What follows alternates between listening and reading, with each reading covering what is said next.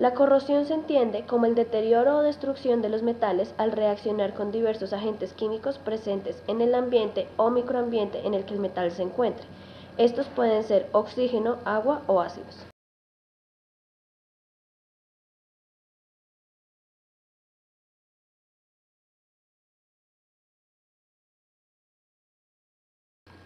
Para prevenir la corrosión se gastan altas sumas de dinero anualmente. Siendo así, se desarrolló un inhibidor de corrosión ambientalmente amigable. Para esto se hizo uso de las cáscaras de banano, por su fácil accesibilidad, su bajo costo y su gran contenido de sustancias antirradical libre, las cuales contrarrestan la acción corrosiva de los ácidos.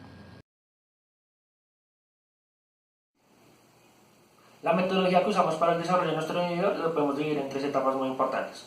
Primero, lo que hicimos fue separar la cáscara del fruto, porque lo único que nos importaba era la cáscara, en la cual se encuentran las sustancias que nos interesan para el anticorrosivo, como es la galocatequina.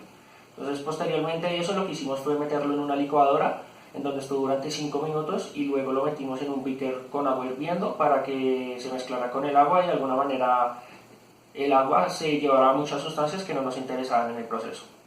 Luego lo dejamos durante un día tapado con aluminio y ya. Entonces, para la segunda etapa, después el día siguiente lo que se hizo fue destaparlo, se maceraba y se le iba agregando pequeñas cantidades de acetona al 70%, y ya después de una hora de estar macerando y agregándole pequeñas cantidades, se sumergió totalmente en acetona, en unos 500 mililitros de acetona, para homogeneizarlo, y igualmente también se tapó con aluminio y se dejó durante un día. Y ya para la etapa final lo que se hizo fue llevar la solución, la mezcla, a un centrifugador para que estaba girando a 4500 revoluciones por minuto, y este llevaba también la solución a una temperatura más o menos de 5 grados para separar la fase líquida y sólida de la solución.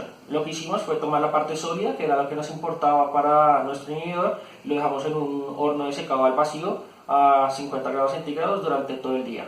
Ya finalmente lo único que nos tocaba era agregar agua al polvo que nos quedó de esta fase sólida, el cual quedaba en una proporción de 10 mililitros de agua por cada gramo de polvo, y esto era lo que pues teníamos la solución y lo que le aplicábamos a los materiales para que ya tuvieran su capa de anticorrosivo. Para comprobar el funcionamiento del anticorrosivo se hizo uso de tubos de cobre y de acero galvanizado. Primero se pesó cada uno de estos, después se le adicionó una ligera capa del anticorrosivo. Se dejó secar durante media hora dentro de un horno a 50 grados centígrados.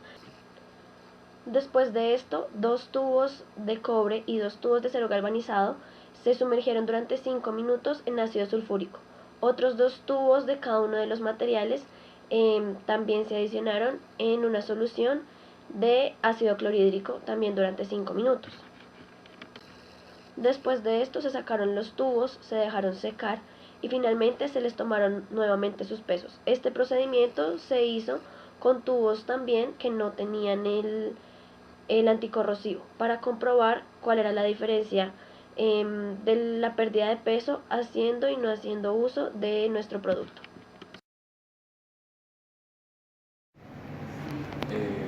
Para nuestro proyecto tomamos en cuenta que debido a que existe una interacción entre un tipo de material del tubo y el medio ácido en el que se va a corroer, se tiene en cuenta las siguientes reacciones. Para el cobre, se tiene en cuenta que el cobre más el ácido sulfúrico más oxígeno genera sulfato de cobre más agua.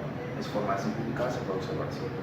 Para el caso del medio en que el cobre está en ácido clorhídrico, se genera la siguiente reacción.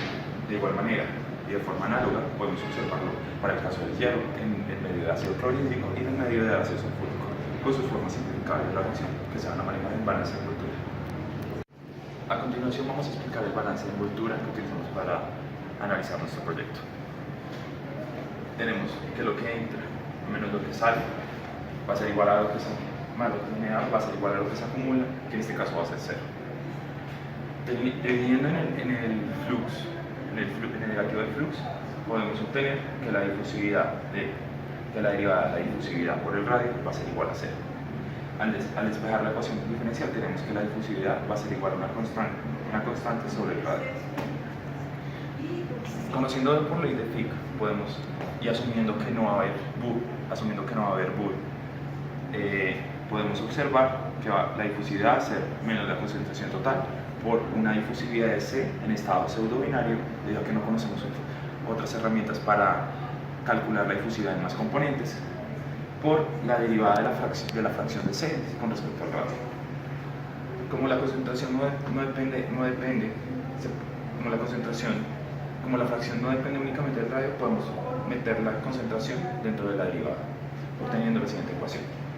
Al igualar ambas difusividades, tanto la obtenida por la ley de Fick como en el balance de envoltura, se obtiene esto.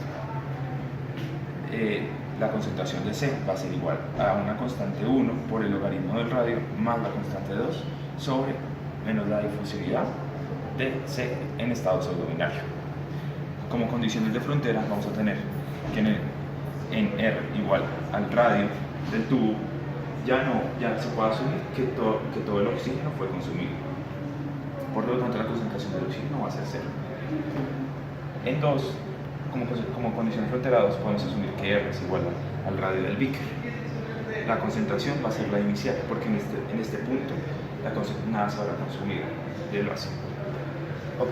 Despejando las dos ecuaciones en un sistema 2×2, obtenemos que la difusividad de C va a ser igual a menos la difusividad en estado pseudobinario por la concentración inicial de 0 sobre el radio por el logaritmo del radio del tubo sobre el radio del Beaker.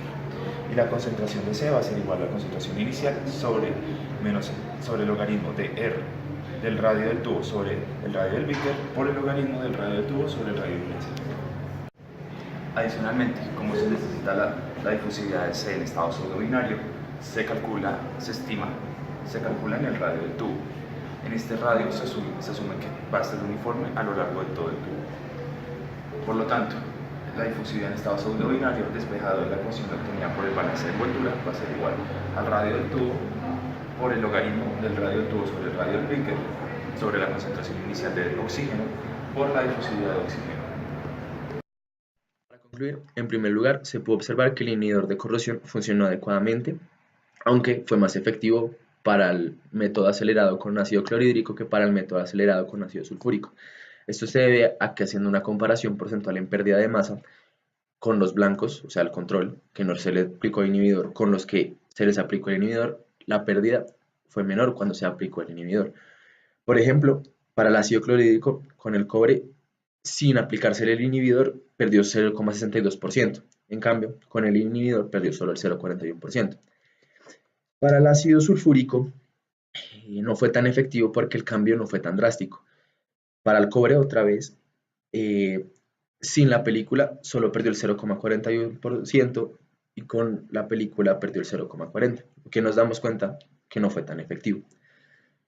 Entonces, esto que indica que tanto los dos fueron un anticorrosivo que fue amigable con el medio ambiente porque se realizó, como se mencionó anteriormente, con cáscaras de plátano, que es de fácil aplicación, a bajos costos y que no altera la apariencia del material. Con estos datos podemos concluir que si queremos utilizar el inhibidor para un medio de ácido clorhídrico va a estar muy bien, y si queremos que mejore su rendimiento hay que agregarle de pronto más capas porque eso ayuda a que la difusividad sea menor. En cambio, con el ácido sulfúrico tocaría realizar mayores investigaciones y mayores experimentos para lograr que mejore y después poderlo aplicar. Gracias.